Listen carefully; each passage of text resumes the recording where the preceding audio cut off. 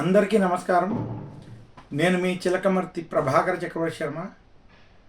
అందరికీ ముందుగా సంక్రాంతి శుభాకాంక్షలు. మనకి సంక్రాంతి పెద్ద పండగ. విశేషించి సంక్రాంతి 3 రోజుల పండగగా మనకి శాస్త్రాలు తెలియజేశాయి.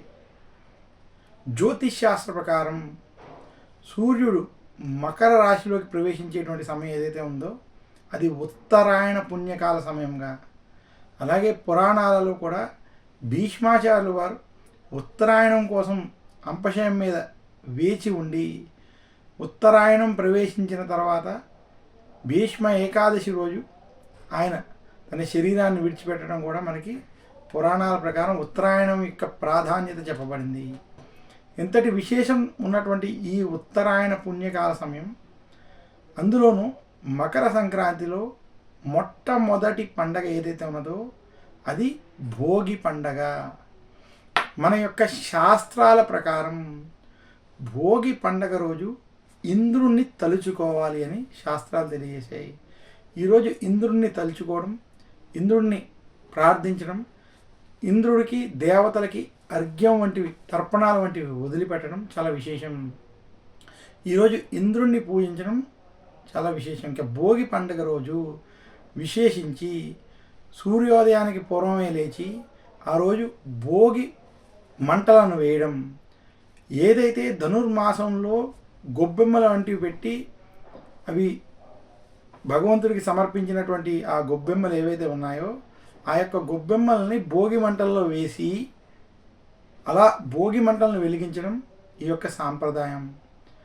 అలాగే విశేషించి ఈరోజు భోగి మంటలు వెలిగించిన తర్వాత అందులోనూ గోమయంతో చేసినటువంటి వాటితో చేసినటువంటి ఆ వెలిగించినటువంటి భోగి మంటలని ఆ యొక్క మంటల్లో ఇంద్రాది దేవతలను స్మరించుకుని వారికి నమస్కరించుకోవడం, అలాగే అక్కడ ఉన్నటువంటి విభూతిని ప్రసాదంగా స్వీకరించి తీసుకోవడం వంటివి చేయడం చాలా విశేషం.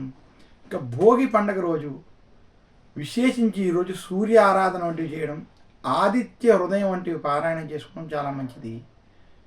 ఈరోజు సాయంత్రం విశేషంగా పిల్లలకి భోగి పళ్ళను అంటే రేగి పళ్ళతో భోగి పళ్ళను వారికి పోసి వారికి దిష్టి వంటివి తీయడం వల్ల వారు ఆయురారోగ్య ఐశ్వర్యాలతో ఉంటారని, విశేషించి ఈ భోగి పళ్ళు పోయడం వల్ల భోగి పళ్ళలో ఉన్నటువంటి సూర్యునిలో ఉన్నటువంటి శక్తి ప్రభావం చేత వారికి ఆరోగ్యం సిద్ధిస్తుందని కూడా మన యొక్క పురాణాలు తెలియజేశాయి.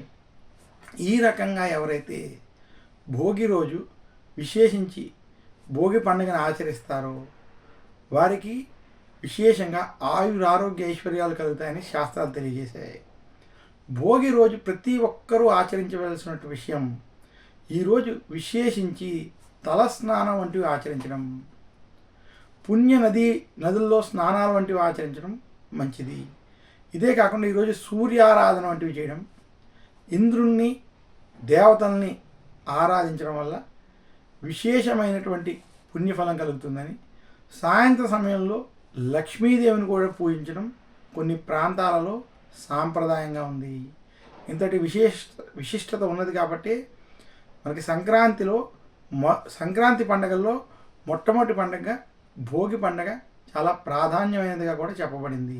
22 జనవరి 2024 మృగశిర నక్షత్రం, విశేషించి పుష్యమాసం శుక్లపక్ష ద్వాదశి రోజు ఈ ముహూర్తంలో రామచంద్రమూర్తి యొక్క విగ్రహ ప్రతిష్టం జరగడం, లగ్నంలో గురుడు, లాభంలో శని, విశేషించి భాగ్యంలో శుక్రుడు బుధుడు కూడా అనుకూలంగా ఉన్నటువంటి ఈ ముహూర్తంలో ప్రతిష్ఠ జరగడం వల్ల ఈ ఆలయానికి విశేషంగా కలిసి వస్తుంది. విశేషించి ఈ ఆలయం ప్రపంచవ్యాప్తంగా జనాలను ఆకర్షించడం, ఆలయ అభివృద్ధి జరగడం, విశేషించి అయోధ్యకి ఈ ముహూర్తం యొక్క ప్రభావం చేత అభిజిత్ ముహూర్తంతో కూడి ఉన్నటువంటి మేషలగ్నం, అందులో లగ్నంలో గురుడు ప్రభావం చేత విశేషంగా ఇది జనాలను ఆకర్షించడానికి, అలాగే దిగ్విజయంగా ముందుకు వెళ్ళడానికి అద్భుతమైనటువంటి ముహూర్తం.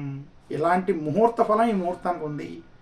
ఇదే కాకుండా ధనస్థానం, కుటుంబ స్థానం, వాక్ స్థానంలో లగ్నం నుంచి ద్వితీయంలో చంద్రుడు ఉచ్చక్షేత్రంలో ఉండడం వలన ఈ మందిరానికి ధనపరంగా కూడా విశేషంగా కలిసి వచ్చేటువంటి విధంగా ఈ ముహూర్తం ఉంది. ఇది చాలా దివ్యమైనటువంటి ముహూర్తం.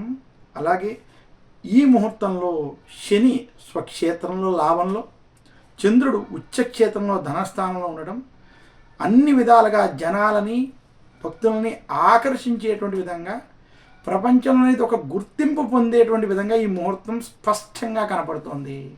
ఇది చాలా చాలా విశేషమైనటువంటి ముహూర్తం. చాలా అనుకోకుండా అంటే ఇలా కలిసి వచ్చినటువంటి ముహూర్తంగా మనం చూడాలి ఇది.